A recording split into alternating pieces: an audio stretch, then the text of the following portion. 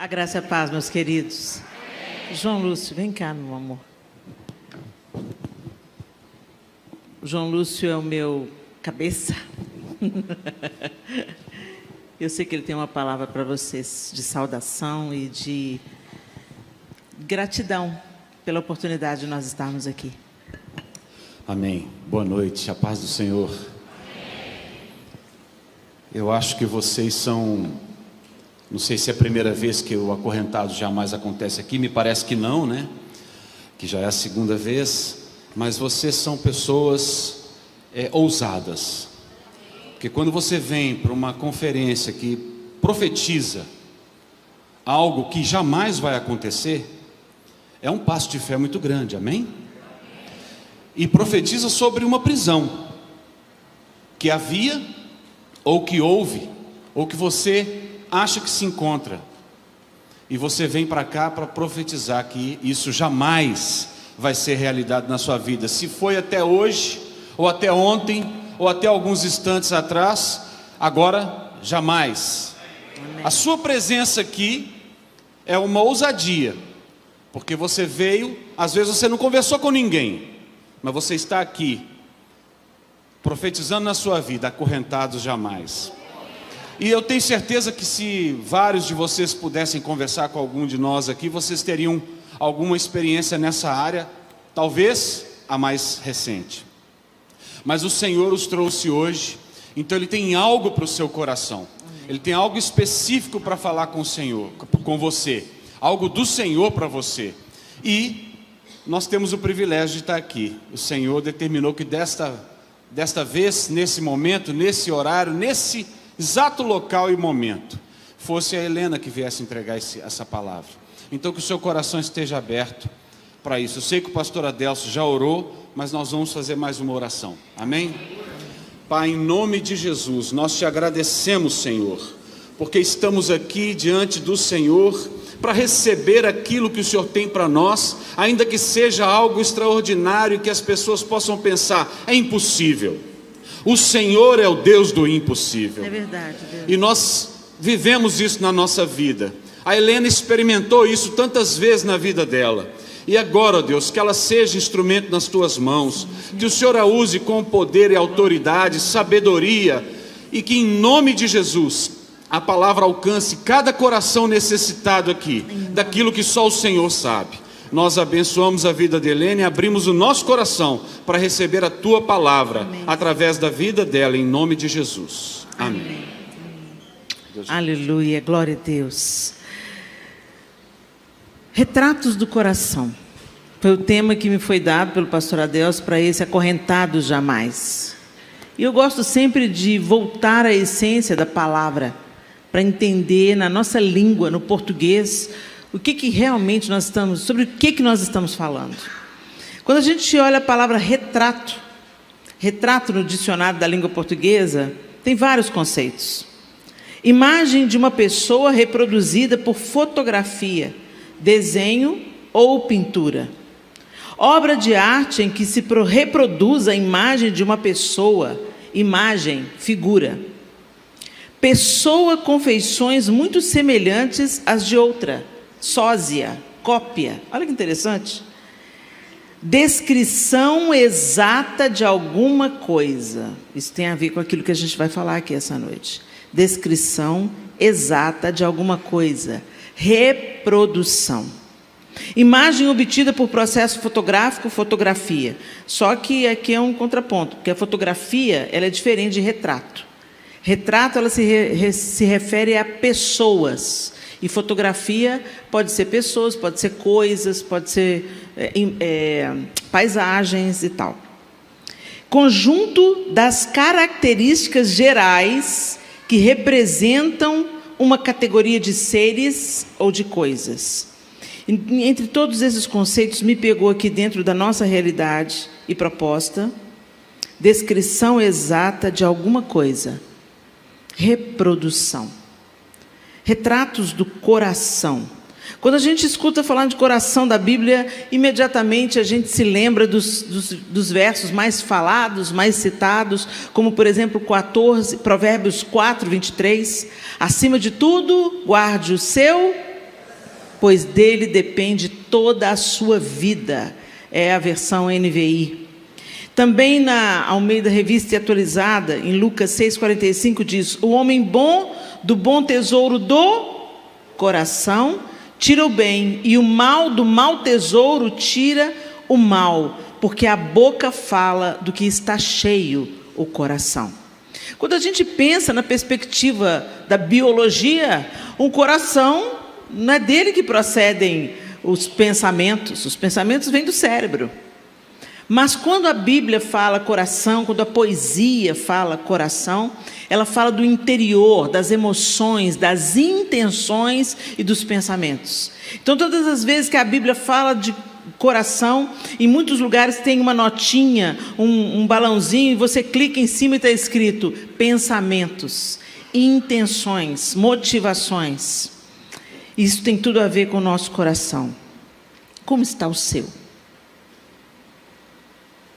O retrato é uma descrição fidedigna da verdade. Gente, a gente às vezes chega no espelho e olha para o espelho e pensa, o espelho está dizendo toda a verdade. Não está. Você vê o seu verdadeiro estado na fotografia. É ou não é? Quem aqui já falou assim, não, estou ótima. Quando vê a foto, meu Deus do céu. Não é assim? Porque a foto não mente. Ok que tem aquelas iluminações que detonam a gente. Às vezes uma luz errada, no jeito errado, ela vai valorizar o que você não quer valorizar. Mas o fato é que a fotografia não mente, a imagem não mente. O retrato não mente, é aquilo que você é. Por exemplo, quando a gente tira retrato para documento, carteira de identidade. Ninguém está querendo saber disso, né? Por quê? Porque lá que está a verdade, entendeu? Não tem pose, não tem ângulo, não tem estratégia de luz. Lá é pá, chapadão. E hoje eu peguei a minha identidade para vir para cá, para mostrar para a moça no avião, e eu olhei para mim e falei, meu Deus do céu. Tem duas Helenas, uma do lado direito e uma do lado esquerdo. Como o meu rosto é completamente assimétrico. Meu marido, querendo massagear o meu ego e fazer uma gracinha e ganhar pontos, falou assim, mas é nisso que está a beleza, na assimetria. Ponto para você, João Lúcio. Ele é professor de matemática, eu fingi que eu acreditei. Mas o fato é que quando eu olho para o meu rosto na foto, eu vejo que um lado é drasticamente diferente do outro. E quando eu tampo um lado, depois eu tampo o outro, parece duas mulheres diferentes. Mas está tudo no mesmo rosto. E nas outras fotos eu não percebo isso. Na vida eu não percebo isso. Mas no documento, onde não tem disfarce, onde não tem luz, onde não tem estratégia. De repente, quando você vai tirar foto para passaporte, eles são piores ainda. Eles falam, tira o cabelo. Põe o cabelo atrás da orelha. Eu falei, moça, não faço não, moça. Deixa eu ficar bonitinha no passaporte. Põe o cabelo atrás da orelha. Põe o cabelo todo para trás. Fica reta, levanta a coluna. E não pode sorrir. A gente melhora tanto quando sorri, mas não pode sorrir. Que marmota. E muitas vezes é isso que a gente, olhando bem para o nosso coração, a gente constata. Que marmota. Quando a gente tira a hipocrisia da frente, os disfarces que a gente tenta colocar, ou quando as situações revelam o que está dentro. Às vezes a gente se surpreende com o que vem à tona. Nem a gente sabia que o coração estava tão machucado, tão ferido, tão feio. Nem a gente sabia. E aí eu me lembro do livro de Efésios. Lá no capítulo 5, já é um texto bem conhecido de vocês, e eu quero que você abra a sua Bíblia, Efésios capítulo 5, e eu vou ler do 15 ao 21. Eu vou usar a tradução Almeida Revista e Atualizada, que diz assim, Efésios 5, de 15 a 21. Portanto, vede prudentemente como andais, não como nécios, e sim como sábios, remindo o tempo, porque os dias são maus. Por esta razão, não vos torneis insensatos, mas procurai compreender qual a vontade do Senhor. E não vos embriagueis com vinho, no qual há dissolução, mas enchei-vos do Espírito, falando entre vós com salmos, entoando e louvando de coração ao Senhor com hinos e cânticos espirituais, dando sempre graças por tudo a nosso Deus e Pai, em nome de nosso Senhor Jesus Cristo, sujeitando-vos uns aos outros no temor de Cristo. Na sua carta aos Efésios, o apóstolo Paulo compara a embriaguez e a celebração. Ele fala: não vos embriagueis com o vinho. E às vezes a gente pensa que a gente se fecha nesse contexto. A embriaguez é com o vinho. É uma maneira de entorpecer os sentidos. Mas hoje, a gente está se embriagando de tantas outras coisas.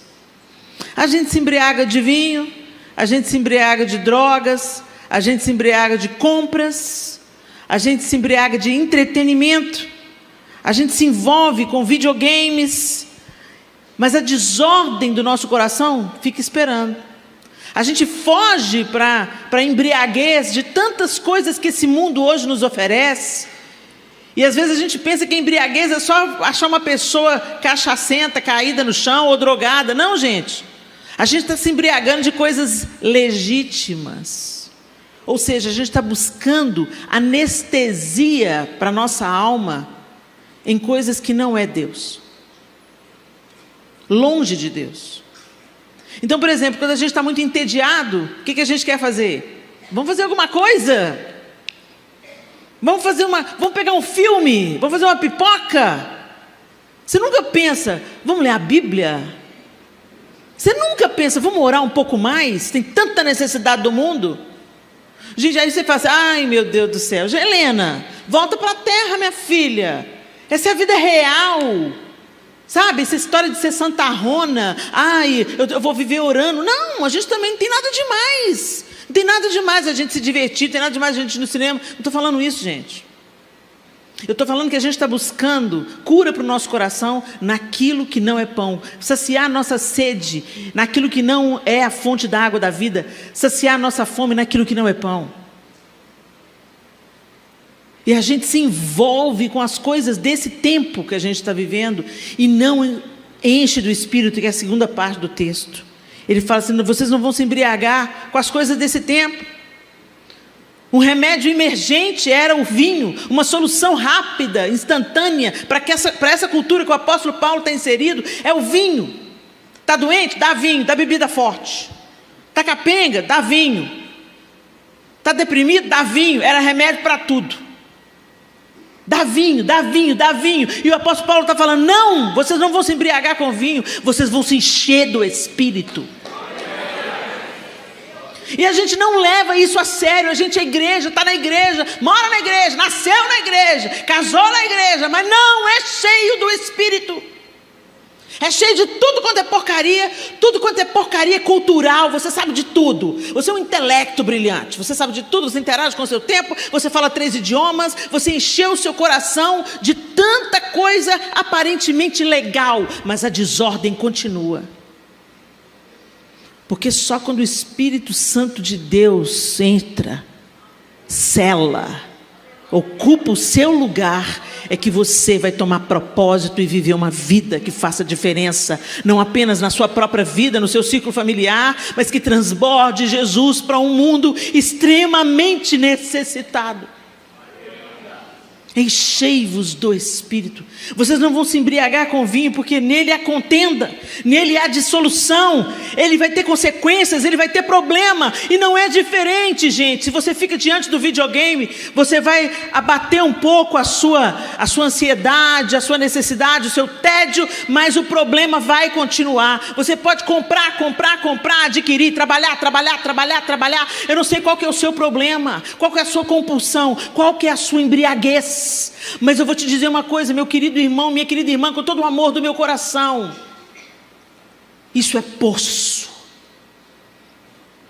E Jesus falou muito claro para aquela mulher à beira do poço: quem beber dessa água tornará a ter sede, mas quem beber da água que eu lhe der nunca mais terá sede. E é por isso que muitas vezes você olha para o seu coração e o retrato do seu coração é ansiedade. O retrato do seu coração é síndrome de pânico. O retrato do seu coração é desesperança. O retrato do seu coração é desespero.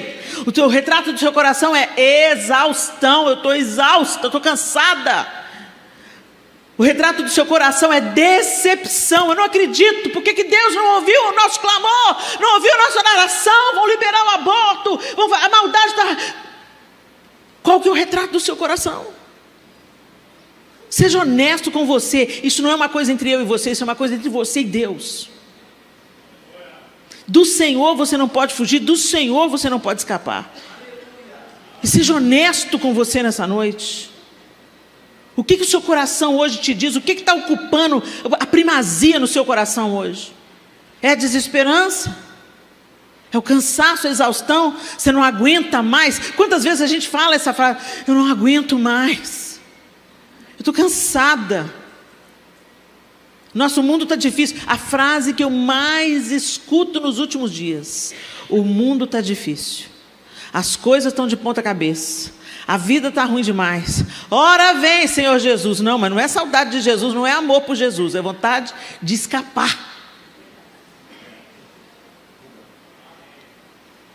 E o nosso ora vem, Senhor Jesus, é de saudade dele, porque o namoro está bom, está quente, e a gente quer casamento.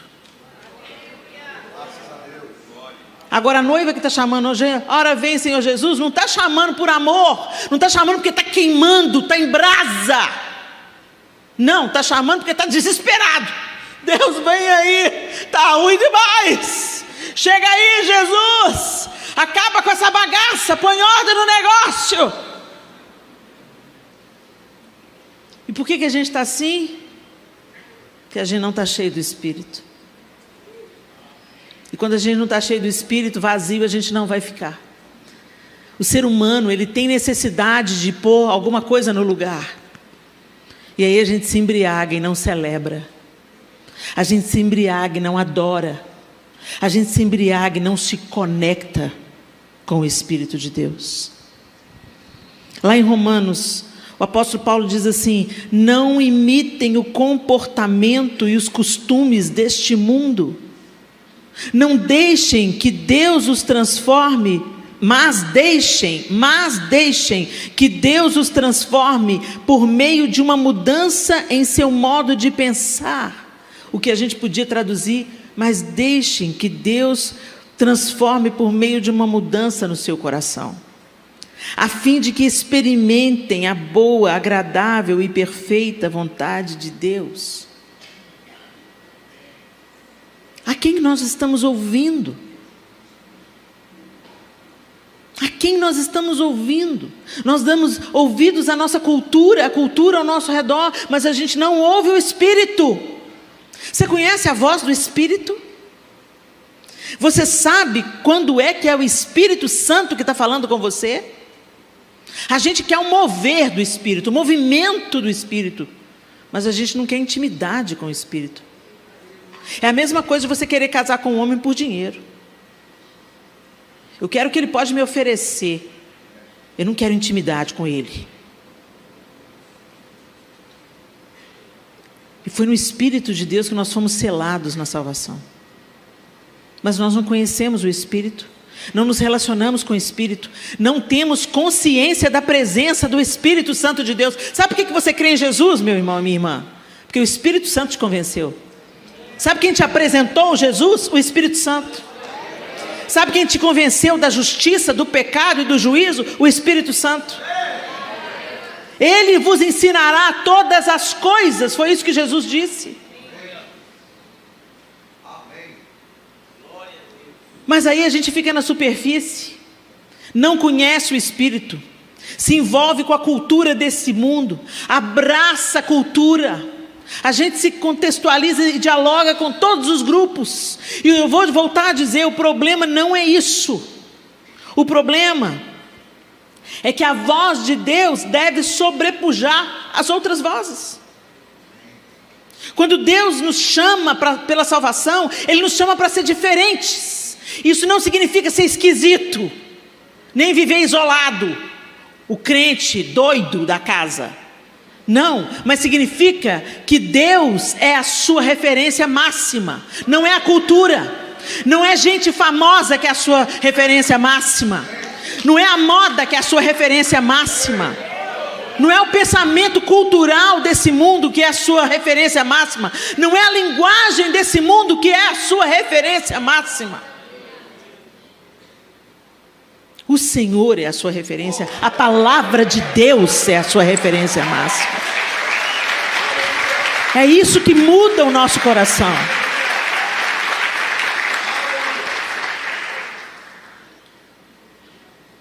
O apóstolo Paulo diz em Romanos 8,14: porque todos os que são guiados pelo Espírito de Deus são filhos de Deus.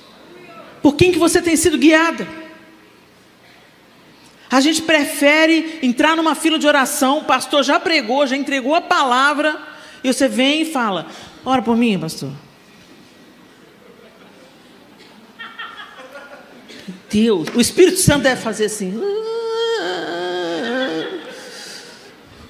com gemidos inexprimíveis.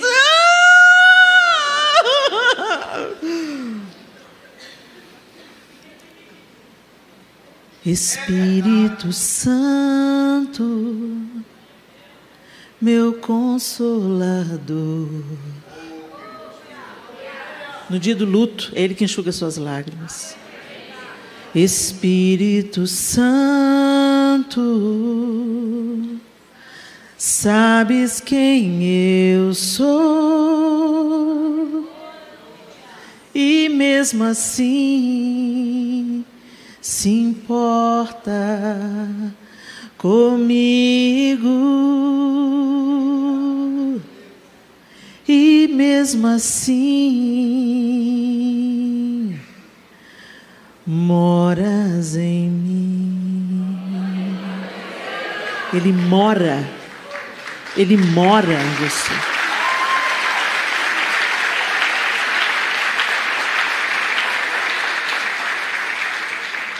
Meu Deus, a gente não tem consciência disso, que nós fomos selados pelo Espírito Santo, e hoje Ele nos habilita. É a única esperança de nós sermos habilitados em um mundo tão conturbado, tão decadente, tão distante de Deus. A nossa única esperança é sermos íntimos do Espírito de Deus. O mesmo que ressuscitou Jesus dentre os mortos habita em você. E você não tem a menor ideia disso, porque você se embriaga com as coisas desse tempo. Você tem intimidade, dialoga com essa cultura imunda, distorcida, egoísta, autocentrada. Essa cultura que está trazendo a pregação coach para os púlpitos. E eu falo com todo respeito aos coaches. Eu tenho uma coach, ela é maravilhosa. Mas nada liberta o homem do poder das trevas, a não ser o Evangelho de Jesus Cristo. Só o Evangelho de Jesus Cristo é o poder de Deus para salvar o homem. Nós não podemos salvar a nós mesmos. Se nós pudéssemos salvar a nós mesmos, Jesus não teria morrido, Ele teria sido coach. Ele ia falar para você: vamos lá, vamos usar todos os recursos da neurolinguística, da neurociência. E eu não estou desprezando as ferramentas, como eu não desprezo a psicologia, a psiquiatria. Glória a Deus pelos médicos, glória a Deus pelos psicólogos, glória a Deus pelos coaches, glória a Deus. Mas cada um no seu quadrado. O homem precisa se arrepender do seu estado de queda. O homem precisa se voltar para Deus e se conectar ao Espírito Santo e se encher do Espírito Santo. Como? Falando entre vós com salmos e hinos e cânticos espirituais. Para de fofocar, para de falar o que não presta, para de murmurar, para de falar: ouvido, ó céus, ó azar, ó Brasil, não tem jeito não. Para de amaldiçoar, a sua boca é uma boca profética. Para de entregar o Brasil para o diabo. Para de entregar a sua família para Satanás. profetiza vida, anda em confluência, em conjunção, em parceria com o Espírito Santo. O Espírito Santo ensina, o Espírito Santo conforta, consola, ensina, convence. E nós vivemos propagando com a nossa boca profética conversas inúteis, escândalos do gospel. Você ficou sabendo do fulano? Ah, misericórdia, nunca me enganou. Cuide de sua vida. Você não está dando conta dos seus pecados, vai dar conta do pecado dos outros. Eu não estou dando conta dos meus, eu sei, mas eu estou aqui pelejando. Senhor, me liberta, me transforma, me cura. Espírito Santo, chega junto. Amanhã eu quero ser melhor do que eu sou hoje. Depois de amanhã, melhor do que eu for amanhã. Eu quero te conhecer mais, eu quero discernir a sua voz no meio de tantas outras vozes, e eu quero te obedecer. Tem um poder que flui do Espírito, que a gente pensa que conhece, mas não tem a menor ideia, porque a gente não conhece na intimidade, a gente só conhece no coletivo. Quando vem aquele manifestar maravilhoso do Espírito Santo, quando você não aguenta ficar sobre os seus pés, você vai para debaixo dos bancos, você baba, o ranho desce, ai que maravilha! Não é disso que eu estou falando. Eu estou falando daquele Espírito Santo que fala com você assim: você machucou ela, pede perdão.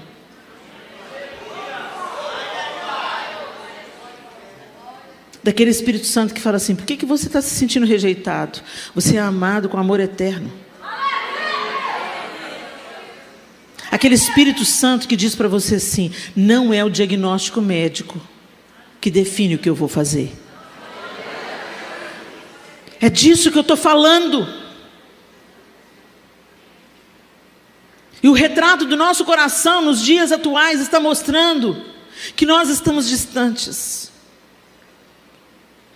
apesar dele morar em nós. Você já morou com alguém, não troca uma palavra com ele? Já aconteceu isso com você? Não preciso falar. Isso é entre você e quem mora com você. Mas a gente sabe a angústia que é morar debaixo do mesmo teto com uma pessoa que não fala com a gente, mesmo sabendo que a gente está lá, finge que não está. E é isso que a gente faz com o Espírito Santo na maior parte do tempo. A gente chama todo mundo, chama o coach, chama o psicólogo, chama o psiquiatra, chama o pastor, chama o exorcista, chama todo mundo. Mas não fala: Espírito Santo de Deus, me ajuda, me ensina o que eu devo fazer. Jesus diz: Ele vos ensinará todas as coisas. A gente faz um tanto de curso, mas não pede para o Espírito Santo te ensinar coisa nenhuma. Me ensina a perdoar. Me ensina, Senhor, como é que eu vou lidar com esse filho que está longe dos seus caminhos. Me ensina, Espírito Santo. Porque se eu fizer do meu jeito, eu vou meter os pés pelas mãos, eu vou sabotar a sua obra. Me ensina, Espírito Santo. Eu quero dançar com o Senhor, em harmonia. Abra sua Bíblia comigo, em Atos capítulo 16. E a gente vai ver isso na prática. O apóstolo Paulo não estava mandando a gente fazer nada que ele já não tivesse feito antes. Atos 16, a partir do verso 16. Certo dia, enquanto íamos ao lugar de oração, veio ao nosso encontro uma escrava possuída por um espírito pelo qual ela predizia o futuro. Com suas adivinhações, ganhava muito dinheiro para seus senhores. Ela seguia Paulo e a nós, gritando: estes homens são servos do Deus Altíssimo e vieram anunciar como vocês podem ser salvos. Olha o diabo falando verdade. Olha, de vez em quando acontece. Isso continuou por vários dias, até que Paulo, indignado, se voltou e disse ao espírito dentro da jovem: eu ordeno em nome de Jesus Cristo que saia dela. E no mesmo instante o espírito a deixou. Quando os senhores da escrava... Deixa eu só abrir um parênteses aqui, que eu gosto, gente, de abrir parênteses. Ela está falando alguma coisa de ruim? Ela está falando alguma mentira? ela estava maldizendo o apóstolo Paulo? Ela estava elogiando. Olha estes homens, olha aí os servos do Senhor, ó. Eles vieram aqui falar da salvação, anunciar como vocês podem ser salvos. Por isso que é tão importante você estar conectado com o Espírito. Porque você sabe se aquilo é de Deus ou se aquilo é uma armadilha para te derrubar. Encher o seu coração de vaidade. Gente, o nosso ego definitivamente ele não precisa de massagem. Ele é inclinado para fazer o que é mal. Ele é inclinado ao orgulho. Naturalmente nós somos inclinados à soberba e à arrogância. Por isso que Jesus nos convida: vinde a mim, todos vós que estáis cansados, sobrecarregados, e eu vos aliviarei. Aprendei de mim, que sou manso e humilde de coração, para vocês encontrarem descanso para a vida de vocês. Paulo sabia que aqueles elogios eram uma manifestação demoníaca. Logo, uma multidão revoltada se juntou contra Paulo e Silas, e os magistrados ordenaram que os dois fossem despidos e açoitados com varas. Despidos e açoitados com varas. Depois de serem severamente açoitados, foram lançados na prisão. O carcereiro recebeu ordens para não os deixar escapar, por isso os colocou no cárcere interno, prendendo-lhes os pés no tronco. Não bastava estar preso, tinha que estar amarrado no tronco. Por volta da meia-noite, Paulo e Silas oravam e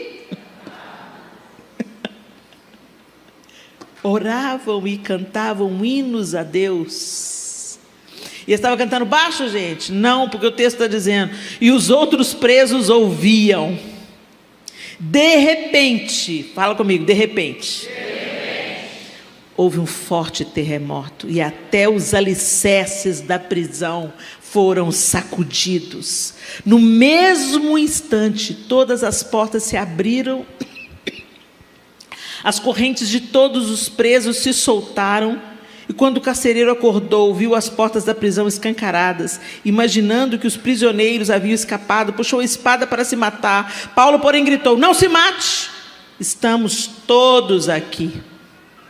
O carcereiro mandou que trouxessem luz e correu até o cárcere, onde se prostrou, tremendo de medo, diante de Paulo e Silas. Então ele os levou para fora e perguntou: senhores, que devo fazer para ser salvo? Gente,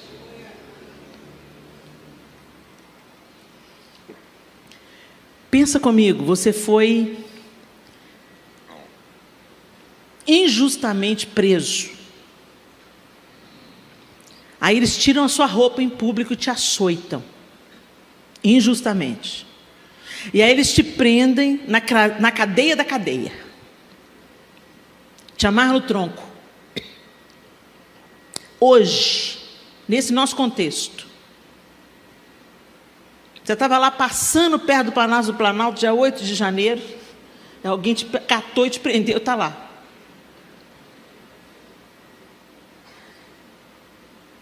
Você ia cantar na cadeia?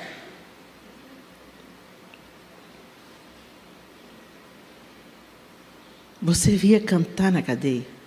Quando a adversidade chega, quando a notícia ruim chega, quando a injustiça chega, quando o diagnóstico difícil chega,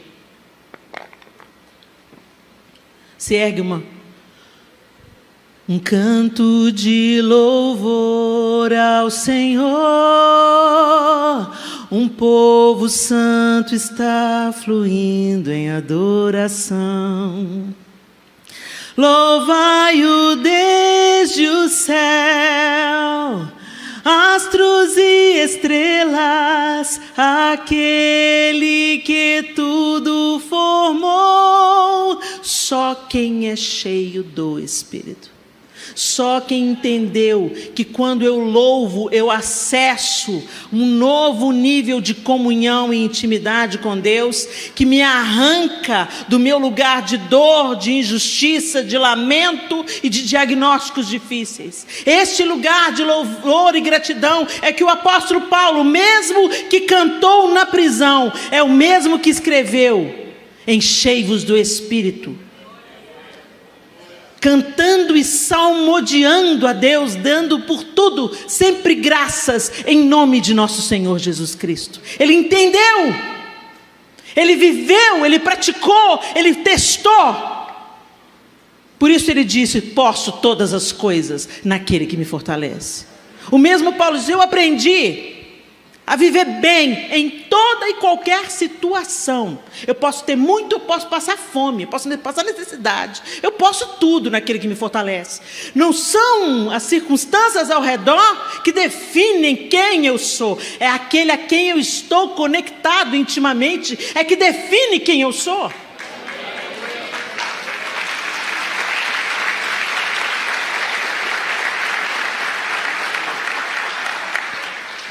Mas então, meus irmãos, por que a gente não vive assim?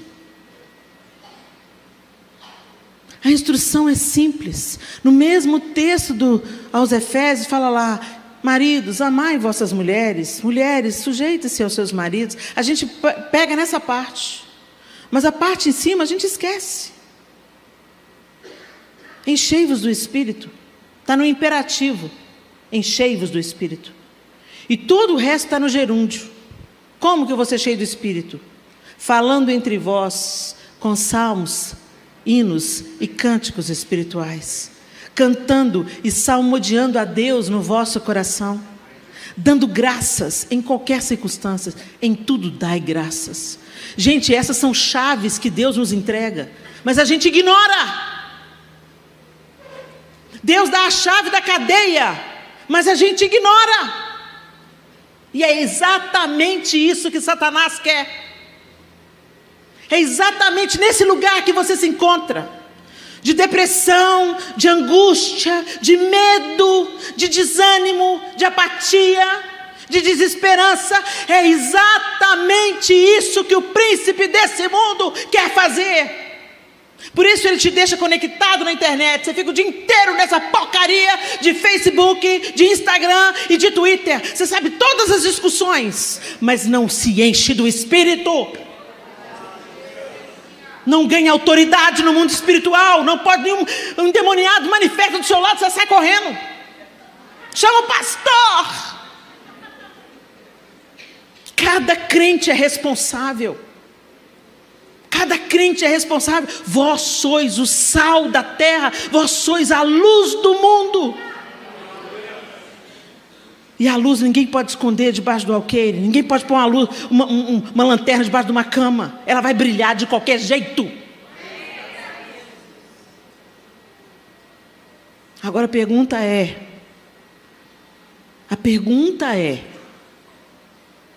você vive no Espírito? Você é filho de Deus? Que isso, Helena? Misericórdia, sangue de Jesus tem poder. Claro que eu sou filho de Deus, mesmo. Não é frequentar uma igreja que faz o filho de Deus? Não é ser dizimista e ofertante que faz ser filho de Deus? Não é um dia ter levantado a mão e falar assim: eu aceito Jesus. Não é? Que convite maravilhoso, você aceita Jesus? Eu aceito Jesus.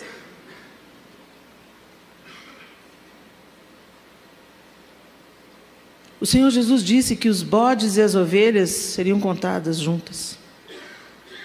E só Ele podia separar. O joio e o trigo crescem juntos.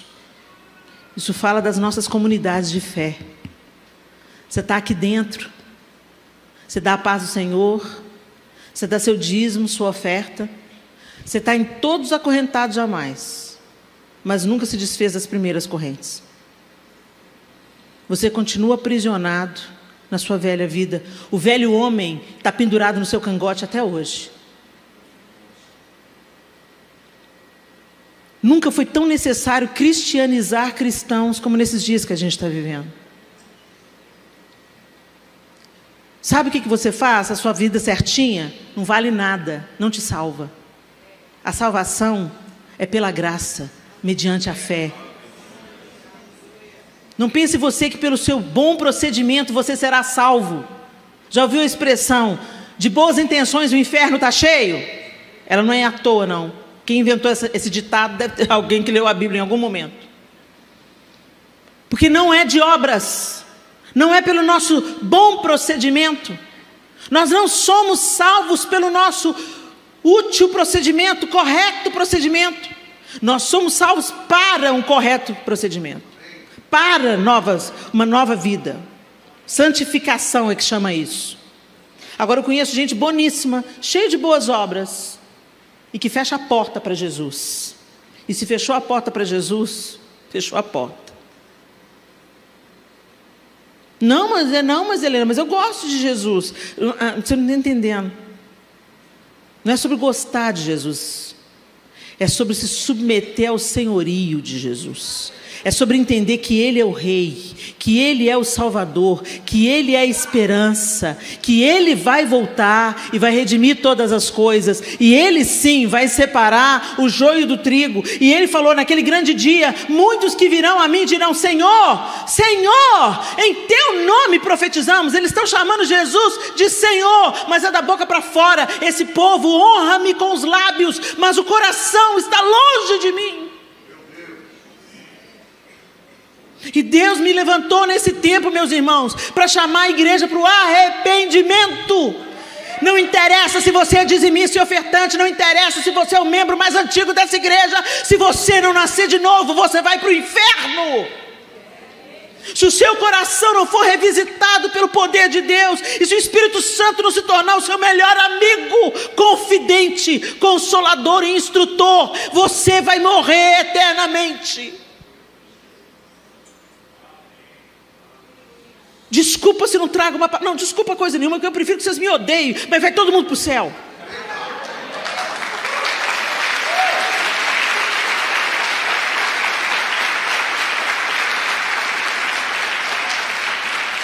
Não estou aqui, não vim aqui para escutar essa palavra dura, meu querido. Quem sabe, quem atrai com favos de mel é Satanás. Ele que vem com uma mentira bem contada, atraente e boa de ouvir. A verdade de Deus confronta, mas te apresenta um novo e vivo caminho. E eu quero te dizer, eu não sei como é que você está vivendo, mas se você está vivendo divorciado do Espírito Santo, você precisa rever isso. Porque aqui o texto que eu acabei de ler ficou muito claro. Em Romanos 8,14, o apóstolo Paulo afirma: porque todos os que são guiados pelo Espírito de Deus são filhos de Deus. Os filhos de Deus são guiados pelo Espírito de Deus. Se o seu coração está sendo regido pela cultura, se o seu coração está sendo regido por aquilo que você prefere, se o seu coração está sendo atraído e se refastelando com os banquetes desse tempo, você precisa repensar se você nasceu de novo. Você precisa pensar honestamente, fazer uma autorreflexão. Senhor, eu nasci de novo? Ou eu só tive um ataque de emoção? Eu fui lá na frente, chorei. Olha para a sua vida. Um dia minha mãe pôs o dedo na minha cara e falou assim: você não nasceu de novo. Depois de uma briga que eu tive com meu pai. Foi extremamente doloroso ouvir aquela palavra. Foi duro, foi desconfortável. E eu fiquei extremamente irada. Como não nasci de novo? Evidenciando o que ela tinha acabado de falar.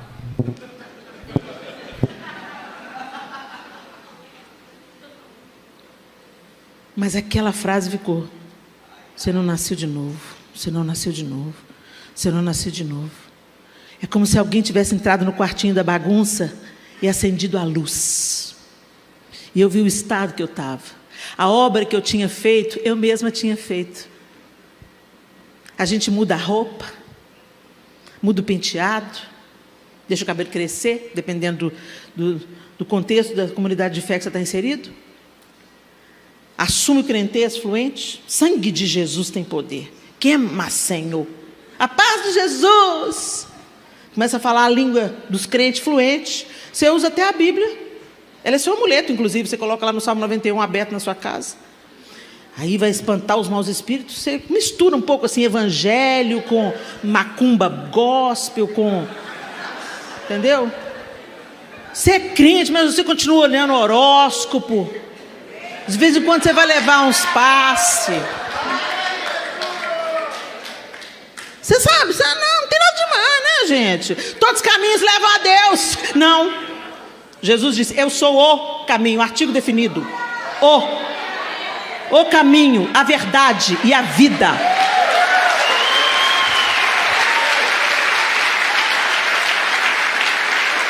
não, mas não tem nada a ver, gente. Eu nasci de novo, mas assim, vamos lá, gente. Sabe, a gente pode ir para festinha gospel, entendeu? Tem até motel gospel agora. Não é porque você coloca gospel, que significa evangelho, que é a coisa de Deus, não, gente. Tem muita coisa podre no mundo gospel.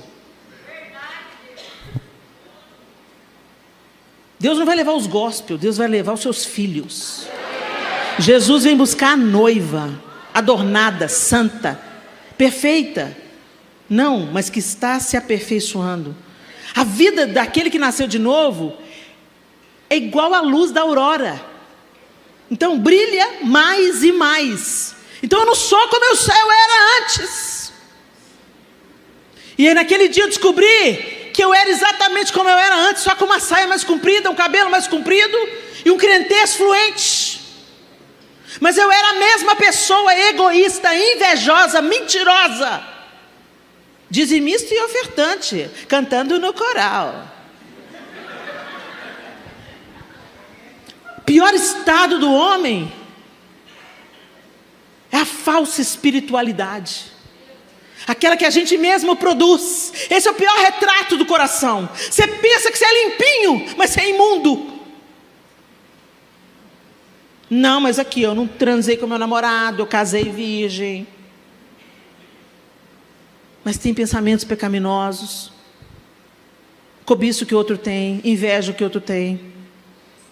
É indiferente ao que está morrendo, bem ali na sua frente. Você passa por alguém tremendo de frio. Nossa, Jesus, envia um agasalho. O único momento que eu vejo Jesus sendo sem paciência é com religioso. Gente hipócrita. Gente que fala, mas não faz. Gente que tem aparência de justiça, mas é cheio de cobiça, de inveja, de arrogância, de presunção. O simples fato de você pensar, até que eu não sou tão pecador, não. Mostra o tanto pecador que você é. Humildade é uma qualidade que a gente nunca vai saber que tem, que o dia que você falar, sou humilde, perdeu. Toim, caiu. Quanto mais a gente se aproxima da luz, mais a gente vê o estado que a gente está. Mais a gente compreende a nossa humanidade. E a gente fala como o apóstolo Paulo, ó Senhor, quem me livrará do corpo dessa morte? O bem que eu quero eu não faço, e o mal que eu não quero é esse que eu faço. Me livra, Senhor. Me ajuda, Senhor. Me aperfeiçoa. Espírito Santo, me cura. Espírito Santo, me ensina.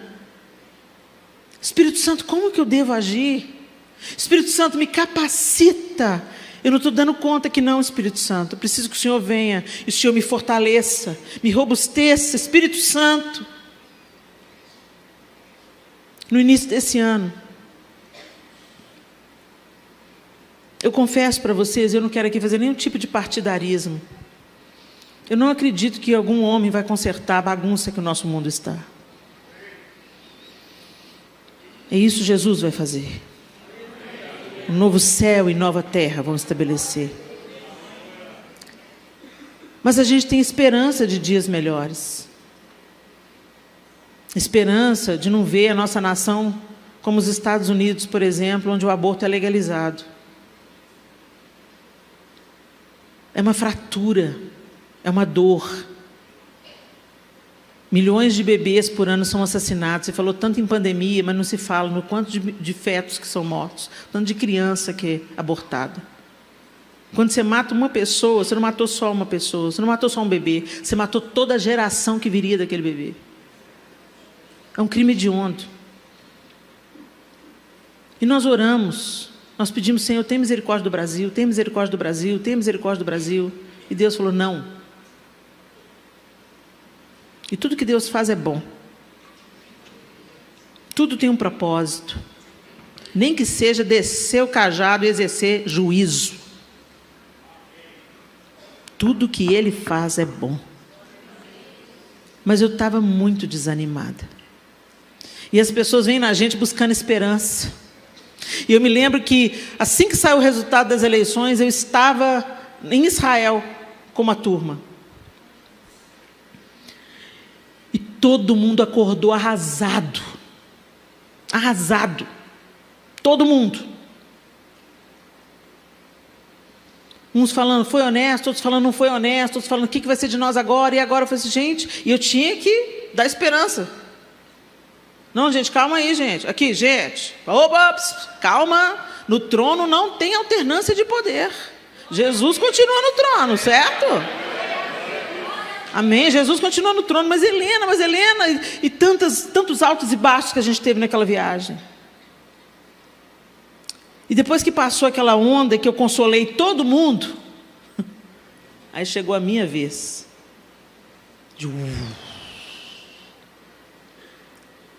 Eu falei, Senhor, nós estamos ruins, viu? Senhor, nós estamos muito ruins.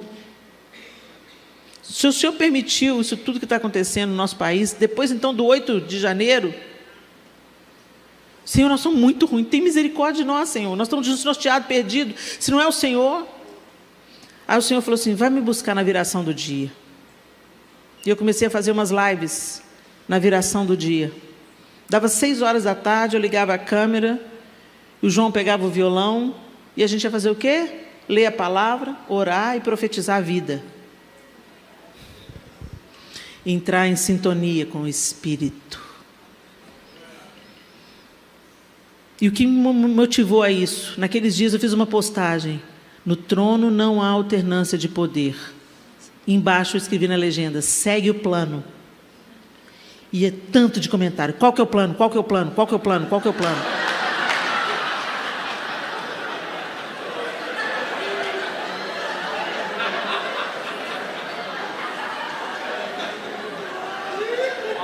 Eu falei, meu Deus! Como assim?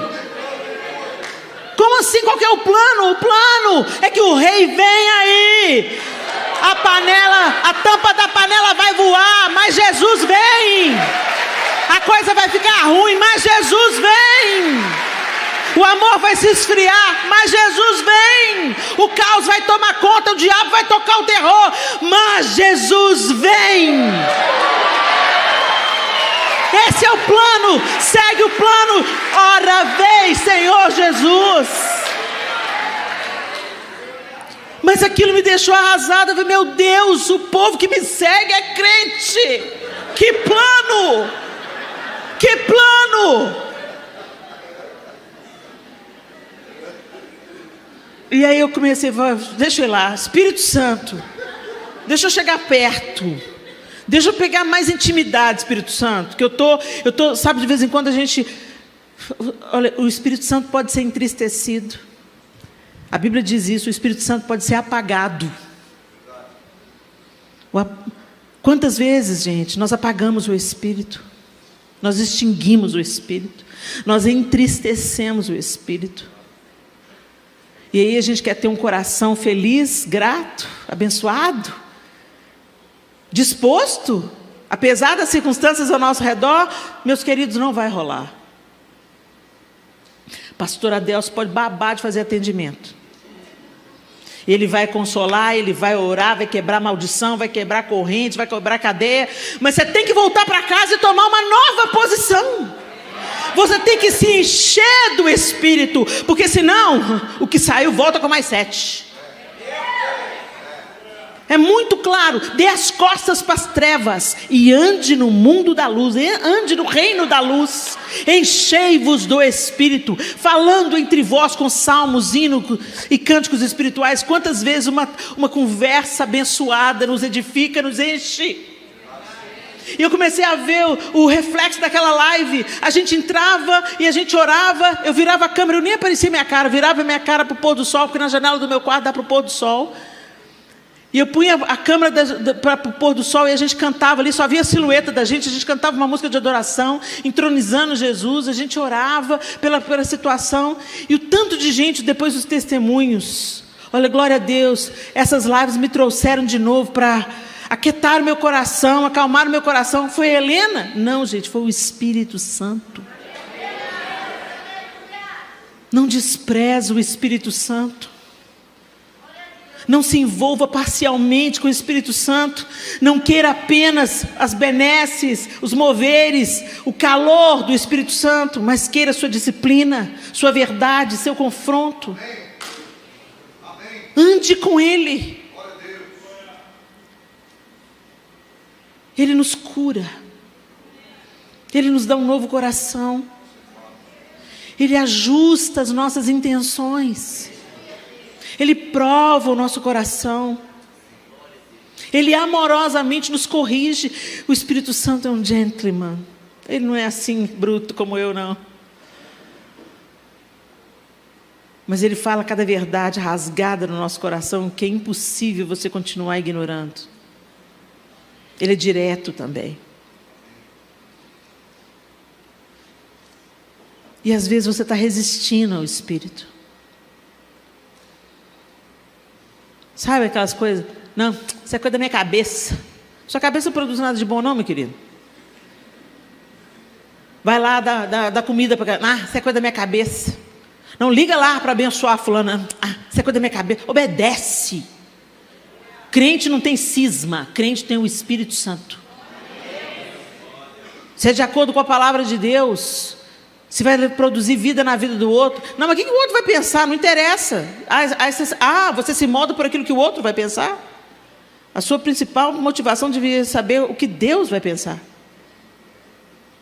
Nosso principal referencial é Deus. Nossa principal opinião é Deus. Eu quero estar bem diante de Deus. Eu posso ser simpática. Nossa, Helena tem uma palavra tão motivacional. Sair de lá tão encorajada. E chegar diante de Deus e Deus falar assim, Helena... Ficou com medo do quê, minha filha? De perder popularidade? Eu não te mandei falar a verdade, Helena? O dia que Deus mandou a profeta ligar lá para minha casa, lá de Londres, nunca via o rosto dela na minha vida. Eu estava num grupo diante do trono, nós tínhamos acabado de gravar Preciso de Ti. Eu tinha acabado de gravar aquela frase. Humilhai-vos na presença de Deus. Meu Deus. A gente fala primeiro para a gente mesmo, né? E aí a profeta me ligou e me deu o chamado de Ezequiel. E falou assim, não te chamo para um povo estranho, eu te chamo para a casa de Israel, um povo obstinado de duro coração. Quer ouçam, quer não ouçam, fale. Porque senão o sangue deles eu vou requerer das suas mãos. Eu falei, Senhor, o Senhor escolheu a mulher errada. Eu sou a mulher perebada, cheia de ferida na alma. Eu preciso que o povo me ama, Senhor. O Senhor falou, pois é, por isso mesmo. Não preocupa não que eu vou te fazer, eu vou fazer a sua fronte mais dura que a fronte deles, mais dura que o diamante. Isso quer dizer que eu vou sair dando cabeçada em todo mundo? Não, que eu vou aguentar as pancadas. Bom, se ele prometeu, ele mesmo que vai cumprir, porque ele sabe que eu sou pó. Ele sabe que eu sou pó, então eu confio na promessa dele. Eu preciso te falar essa verdade, meu irmão. Nós estamos aqui reunidos num congresso chamado Acorrentados Jamais. Mas eu conheci um pato. Um animal mesmo, um pato. Ele vivia num galinheiro lá na Estância Paraíso com a pastora Zenete. E ele era como muitos de nós crentes. Todos os dias vinha o zelador do galinheiro e abria o galinheiro para as galinhas virar a Estância Paraíso inteira. E os patos, os gansos, todo mundo que morava ali associado. E um pato não saía. Você pegava o pato, punha ele para fora. Vai, filho, vai. Tem um lago ali, ó. Vai. E o bicho dava 2 voltas e voltava para dentro do galinheiro. E aí Deus ministrou o coração da Zenete e falou assim, tem muito do meu povo que é assim, ó. Eu já abri as cadeias. Eu já parti. Já não há condenação, eles estão livres. Mas eles preferem viver como aprisionados. Preferem viver presos. Preferem viver de filas em fila de oração. Não entra numa nova vida. Eu fui lá no Acorrentado Jamais, tive um atendimento, fui liberto, Deus me mostrou coisas, revelou coisas, eu me arrependi, pedi perdão, as coisas estão alinhadas, agora bola para frente. Agora cola com o Espírito Santo no qual você foi selado. E fala, vamos lá, Espírito Santo, bom dia, Espírito Santo. Ô Espírito Santo de Deus, me guia nesse dia. Espírito de Deus, me dá discernimento. Espírito de Deus, eu estou precisando de melhorar nessa área aqui, Espírito Santo. Produz aqui o teu fruto. Produz o teu fruto em mim.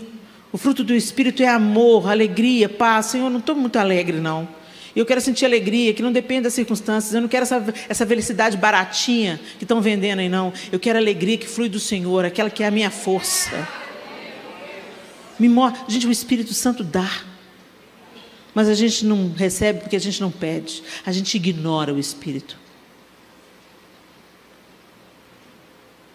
E a gente gosta de ficar de canequinha na mão. Oh Deus, oh céus, oh azar, tem misericórdia de mim. Eu te dei o Espírito Santo. Oh, mas pois é, Jesus, então. Aqui, a minha falou, meu casamento, Senhor, está tão difícil. Eu já te dei o Espírito Santo. Ah, mas Senhor, me ajuda, Senhor. Cura ele, liberta ele, frita ele, faz purê, promove, salve e promove para a glória, Senhor.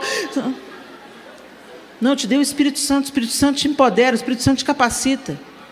O Espírito Santo vai te ajudar a viver com esse marido aí que ainda não crê, com essa esposa que ainda não crê, com o filho que se desviou do Evangelho. O Espírito Santo vai te capacitar. Espírito Santo, hoje eu preciso de mais amor, Espírito Santo, senão eu vou quebrar a cara dele. Mais amor. Não faz a oração hipócrita também não, que o Senhor sabe da sua intenção. Seja sincero. O Senhor aprecia orações sinceras. Senhor, hoje eu não estou bem. Senhor, me pega, me segura. Eu faço essa oração com recorrência. Me segura com as duas mãos hoje, Senhor. Põe as duas mãos em mim. Não solta não, não solta não. Põe as duas mãos, não me solta. Me ajuda, porque hoje a Eva está querendo levantar aqui. Nós vamos pôr ela para deitar junto, Senhor.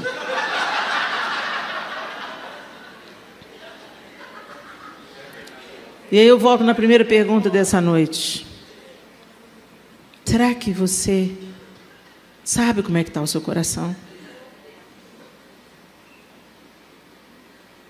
Nós estamos recebendo instruções pelo Espírito Santo, através da palavra. O Espírito Santo trabalha em concordância com a palavra. Ele nunca vai te dizer alguma coisa que não esteja na sua palavra. Se um profeta chegar e te dizer uma palavra que não combina com a Bíblia, não é profecia do Senhor. O Senhor nunca vai dizer verbalmente na boca de uma pessoa, desmentindo o que ele escreveu na sua palavra. Nunca. Esse é um descanso para a gente, um farol, um atestado para a gente, de legitimidade. E o Espírito Santo é assim, ele trabalha na palavra.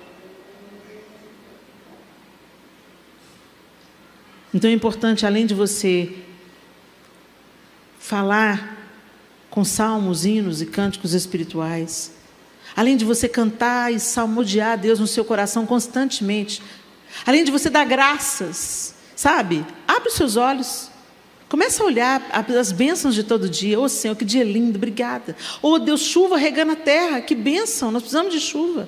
Oh Jesus, que bom, hoje eu tenho comida na mesa. Oh Jesus, que bom, Senhor, obrigado pelo chuveiro quente. Obrigado, Senhor, porque eu posso escolher a temperatura do chuveiro.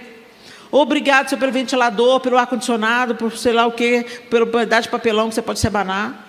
Obrigado, Senhor, porque o Senhor tem cuidado de mim. Obrigado pela igreja, Senhor. Oh Deus, obrigado pelo Senhor que me confronta, me aconselha, me consola. Obrigado, Senhor, pela minha mãe, pelo meu pai. Eles são imperfeitos, mas se não fosse a junção dos dois, eu não existiria.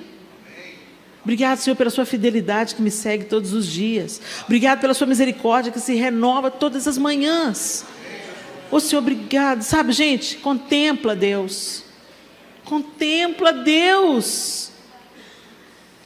Naqueles dias que a gente estava fazendo a live, a gente parava o quê? 15 minutos. 15 minutos. A gente parava e eu olhava aquele pôr do sol, o sol indo. Tinha dia que estava chovendo. E mesmo nos dias de chuva, ficava tão bonito. Meu Deus, a chuva. Hoje o pôr do sol não apareceu, mas ele está acontecendo lá atrás. Não é porque eu não estou vendo que o milagre também não está acontecendo lá. E a chuva está caindo. E mesmo nesse dia cinzento, eu posso dar graças ao Senhor, porque a chuva está regando a terra para produzir fruto, para me dar alimento. Glória ao teu nome. Assim a gente é cheio do Espírito, com o coração agradecido. E sujeitando-vos uns aos outros no Senhor. Um coração submisso é mais feliz, um coração submisso é mais leve. As pessoas não ficam aqui, eu não quero me submeter, eu não quero mandar, gente. Mandar dá muito trabalho, muita responsabilidade, depois você vai ter que prestar conta direto com o chefe. Se mandou errado, se encaminhou os outros para o lugar errado, você vai ter que prestar conta para Deus. É mais fácil se submeter, é tão fácil obedecer. Não é não, Helena, não é não, se você está cheio do Espírito Santo, mesmo quando não for.